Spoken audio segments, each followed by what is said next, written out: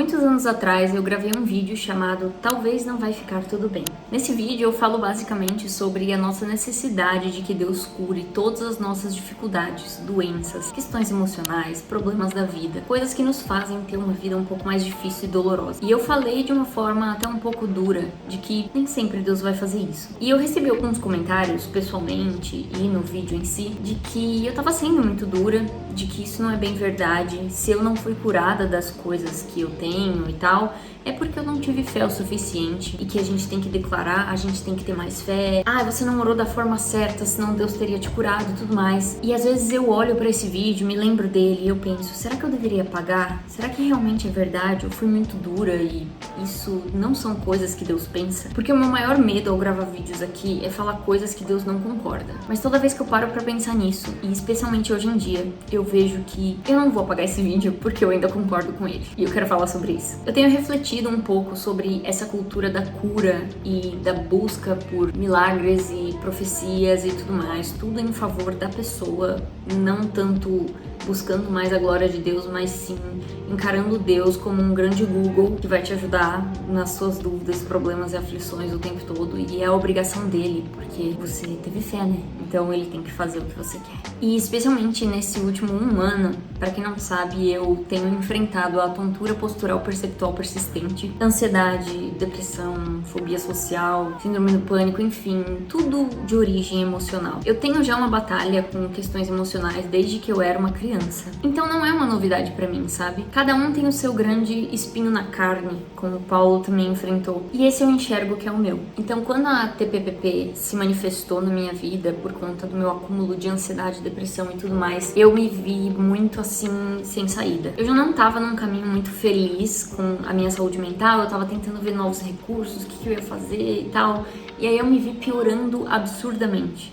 E me sentindo assim uma palhaça perante todos os recursos que eu tava tentando, o quanto eu estava buscando a Deus, o quanto eu estava tendo hábitos saudáveis na minha rotina. Então, sabe quando todos os seus recursos acabam e você fica, o que eu fiz de errado? Eu só posso ter feito algo de errado, porque não tem como isso ter saído do meu controle. Tem que ser culpa minha, tem que ser culpa minha e ponto. Então esse vídeo me veio muito à tona. Quando a gente decide se expor a público e trazer especialmente uma dificuldade, um problema a público, tanto pessoalmente quanto na internet ainda mais, na verdade, a gente vê o quanto as pessoas começam a dar pitaco na sua vida. E tudo bem, isso é uma coisa natural do ser humano, tanto de querer resolver o problema alheio, quanto de querer também atrapalhar e simplesmente querer ser inconveniente. Mas eu já estava um pouco preparada para isso. Mas uma coisa que me deixou um pouco chateada foi a quantidade de cristãos, e eu friso, cristãos, falando, faça essa oração, ore desse jeito, vá em igreja tal, vá no pastor tal, pede pra orarem com a mão na sua cabeça, pede pra orarem com a mão aqui em você, escute o louvor tal, porque assim você será curada. Não, você tem que acordar de madrugada e orar de madrugada, assim Deus vai te curar. É aquela ideia de que orar de madrugada a fila é menor, então mais chances de Deus te atender. Eu tive pessoas falando pra mim de, não, eu tô orando por você, a gente tá aqui orando por você, mas você também tem que se ajudar, né? Você também tem que buscar em Deus aí. Não dá pra gente ficar fazendo isso por você pra sempre. Como se eu tivesse até me tornado um peso. E o que eu estou vivendo é fruto da minha falta de fé. Sendo que o que eu estava vivendo até agora era simplesmente uma busca intensa por Deus e por ler a Bíblia. Eu terminei de ler a Bíblia inteira, inclusive, no ano passado. Eu só conseguia me sentir mais culpada e sentir que na verdade era Deus assim, de braços cruzados, olhando pra mim e esperando que eu fizesse a oração certa, com as palavras certas, como se fosse uma senha especial de que se eu não falar da forma correta, Deus vai ficar de mãos atadas e Ele é incapaz de me curar. A verdade que muita gente não sabe é que eu orei muito. Na verdade, eu orava o tempo todo, porque no início, quando eu tava bem debilitada, eu ficava de cama o dia inteiro. Então, eu ficava com o celular, a Bíblia na mão, lencinho de papel, porque eu não parava de chorar, e orando, e vendo pregação, e ouvindo louvor. Eu também recebi muita oração de diversas pessoas, que eu tenho intimidade que eu não tenho. As pessoas oraram segurando a minha cabeça, oraram com a mão no meu coração, oraram comigo deitada, em pé, sentada, de ponta cabeça, oraram de diversas formas, expulsaram diversos tipos de demônios possíveis que poderiam estar acabando com a minha vida. Eu recebi revelações, mas nossa, Deus não fez nada? Ele fez muita coisa. E Ele faz muita coisa através das nossas orações. E é fato quando a Bíblia diz que a oração de um justo tem muito efeito. É muito poderosa em seus efeitos. Deus é muito claro na Bíblia o quanto a gente deve pedir. Eu não tô aqui pra dizer que Deus nunca vai fazer milagres, ou eu sou do tipo de teologia de que não acredita mais em milagres e tudo mais. Claro que eu acredito. A minha vida é cheia deles. Deus realiza milagres. Na verdade, o fato de nós acordarmos todos os dias com vida já é um grande milagre em si. A gente não tem noção de quantas doenças, coisas bizarras que podem acontecer com o nosso corpo, que simplesmente continuam não acontecendo com alguns e com outros. Mas não significa que porque Deus deixa algumas pessoas irem embora, partirem, que Ele não ama essas pessoas. Mas sim que Ele tem um propósito diferente na vida de cada um. Assim como eu conheci pessoas que enfrentaram o que eu tenho terminado de enfrentar, que só ficaram ali uns 3 meses de cama ruim, e depois simplesmente, sem tomar remédio nenhum, sem buscar nenhum tipo de ajuda médica, ficaram boas. Então aí, como se nada tivesse acontecido. E outras que já estão há 10 anos enfrentando isso, e a cada dia é uma luta diferente. Eu posso chegar pra uma pessoa dessa e dizer que Deus a ama menos? Então eu quero já começar esse vídeo deixando muito claro que eu sou a favor de pedir por cura, que é uma coisa que eu peço diariamente por cura, por várias questões, não só pela questão da tontura e a minha ansiedade e tudo mais, mas muitas outras coisas que vocês não sabem. Deus quer ter um relacionamento com a gente, Ele quer que a gente ore o tempo todo, que a gente peça como filhos carentes ao seu Pai. Deus quer que a gente busque por milagres, que a gente busque por aquilo que Deus tem na nossa vida. Deus quer que saiam palavras boas da nossa boca, palavras de esperança, palavras de milagres. Mas agora talvez eu entre numa parte do vídeo em que você não vai gostar das coisas que eu vou falar. Mas desculpa,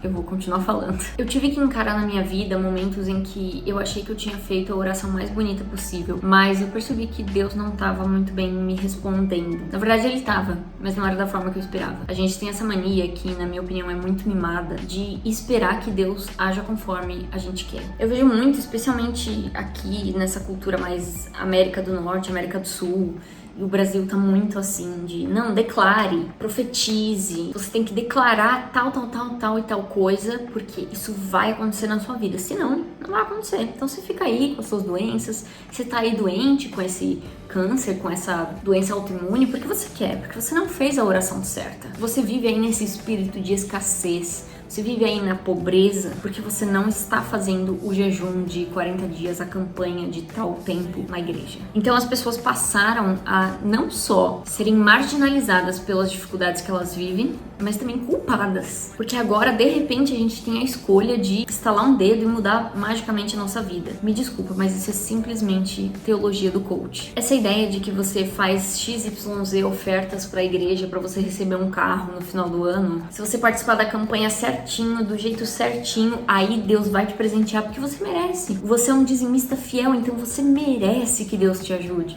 Na verdade, se Deus não ajudar, Ele não tá fazendo o papel dele. Mas se Ele não tá te atendendo e aparentemente você fez tudo certo, então você não fez tudo certo. Tem alguma coisa errada. Ou até tem a questão da libertação, que, não, você tá assim por causa de um demônio específico, que enquanto não orarem dizendo o nome desse demônio específico, você vai continuar vivendo essa luta desse jeito.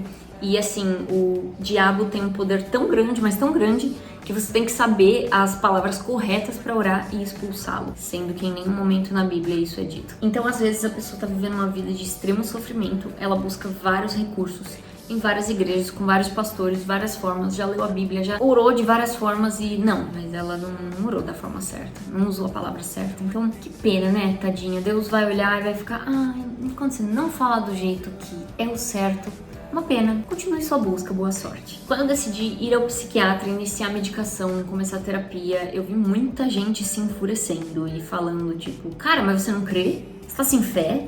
Nossa, que falta de fé.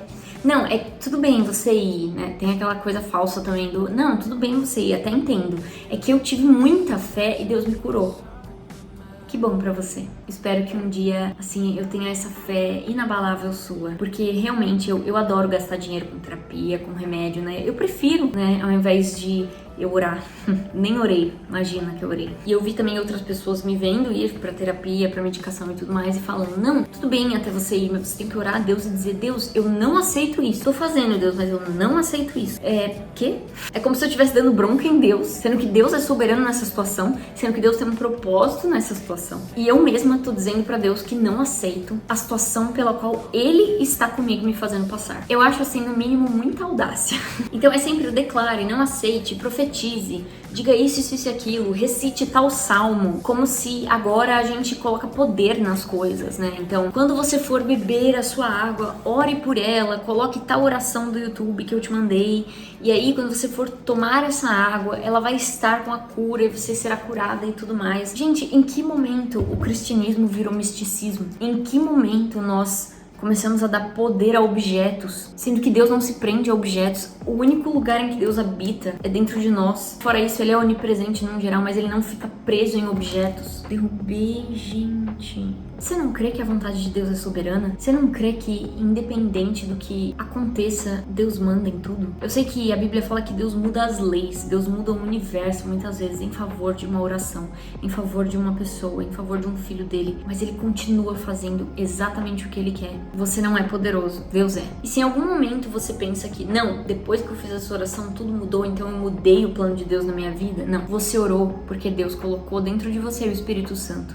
e te incomodou para que você fosse orar a Ele e assim Ele pudesse fazer uma obra na sua vida. É Deus quem efetua o querer e o realizar. Você por acaso manda na vontade de Deus? Nesse fim de ano eu conheci o Instagram de uma moça chamada Arielle Pedrosa. Eu vou deixar o Instagram dela aqui embaixo. Ela lutou contra o câncer terminal desde 2021, quando do nada ela simplesmente descobriu que ela tinha um câncer de intestino e já estava em metástase para 2 órgãos. E ela ali com 4 filhos, jovem, servindo a Deus, tendo uma comunidade na internet super importante sobre educação com os filhos, sobre vida com Deus. E então ela começou a ver perante ela o relógio da contagem regressiva da vida dela. A diferença dela e da gente é que a gente não vê a data da nossa morte. Já ela podia enxergar. Então, durante esse tempo, ela tentou vários tratamentos com os melhores médicos de onde ela morava. Tentou tratamentos alternativos, tratamentos inovadores, tentou várias formas. Em nenhum momento na vida dela ela estava longe de Deus para que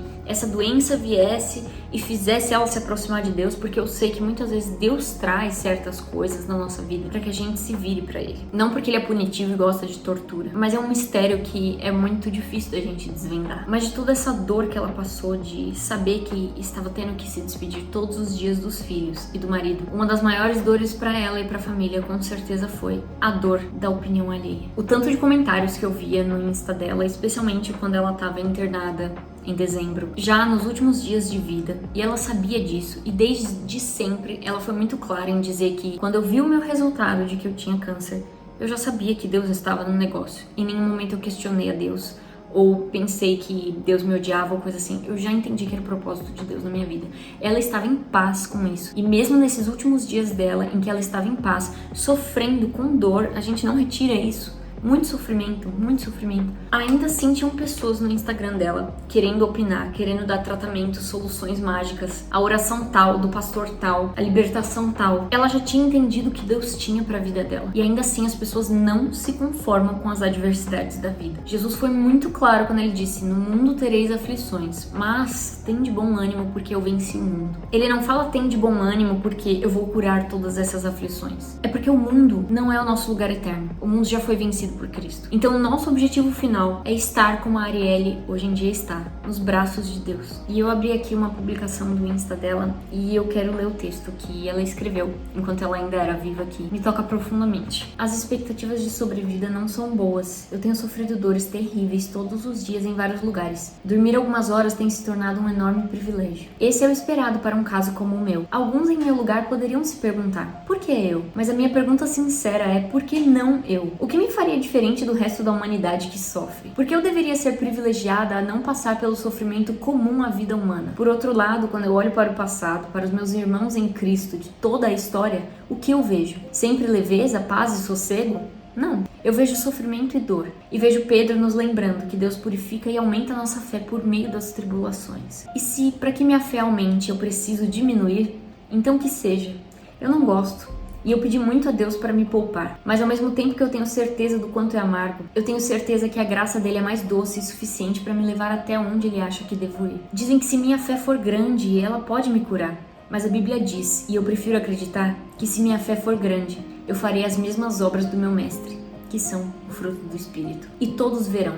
E Deus, não eu, será honrado. Na vida ou na morte, na saúde ou na doença, que assim resplandeça a minha luz diante dos homens, para que vejam as minhas obras e glorifiquem a meu Pai que está nos céus. Mateus 5,16. Eu me sinto tão indigna de estar lendo isso. Me sinto tão indigna de estar gravando esse vídeo, porque eu olho a vida de uma mulher infinitamente mais crente que eu, com uma família linda, com filhos pequenos que ela deixou pra trás, e eu não tô aqui pra romantizar o luto e crianças crescerem sem a sua mãe ali do lado. Eu não tô aqui pra romantizar isso. E eu quero prestar minhas sinceras condolências a toda a família, a todo mundo que foi atingido pela falta da Arielle. Mas é louvável ver o quanto essa família, através de uma dor tão grande, tem sido ministrada e tem sido porta-voz de Cristo. E ainda assim, nós temos que ver cristãos dizendo que ela não teve fé o suficiente, que eu ou você ou qualquer outra pessoa que está sofrendo está assim por falta de fé. Como a própria Arielle escreveu em Vida, muitos outros cristãos da Bíblia sofreram infinitamente mais do que nós. Foram açoitados. Paulo foi açoitado inúmeras vezes, e no dia do seu pior açoite, das suas piores chicotadas que ele levou por amor a Cristo, ele cantou durante a madrugada para aliviar as dores. Sem dipirona, sem remédio, e não significa que a dor saiu dele. É só a gente olhar a vida de todos os apóstolos de Cristo, todos os discípulos de Cristo. Eles não terminaram a vida deles morrendo de velhice, numa paz maravilhosa. E de novo, não tô dizendo aqui que a regra é que todos nós devemos sofrer e morrer de uma forma trágica e cedo e jovem e nossa, é tudo muito sofrido.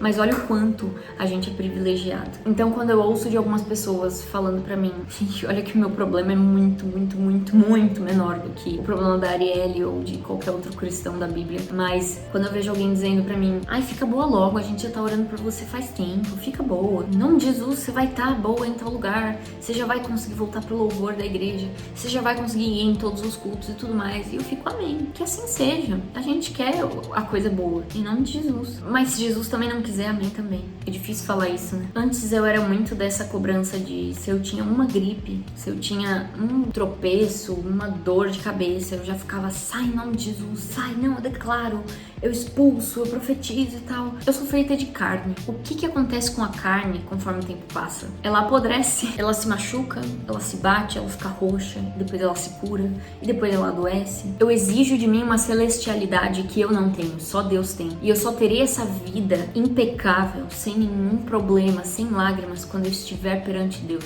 Mas para provavelmente todos nós, para que a gente esteja diante de Deus, teremos que enfrentar a morte. E eu não tô aqui dizendo que eu vou morrer disso, que eu tenho, ou coisas assim, mas o que eu quero dizer aqui é que os sofrimentos fazem parte da formação da nossa fé, fazem parte daquilo que nós precisamos ser moldados. E não que necessariamente tenha algo de errado com a gente, ou que Deus está fazendo isso para nos punir, mas que Deus tem a sua soberania. E para quem tanto exige e espera que eu seja curada e tudo mais das minhas questões, cara, eu tenho sido. Não é na velocidade que eu esperava, muito menos na velocidade que os outros esperavam. E é isso que eu acho triste, porque a gente vê outra pessoa sofrendo e parece que a gente fica mais bravo com o problema dela do que ela mesma, que tá sofrendo mais do que a gente.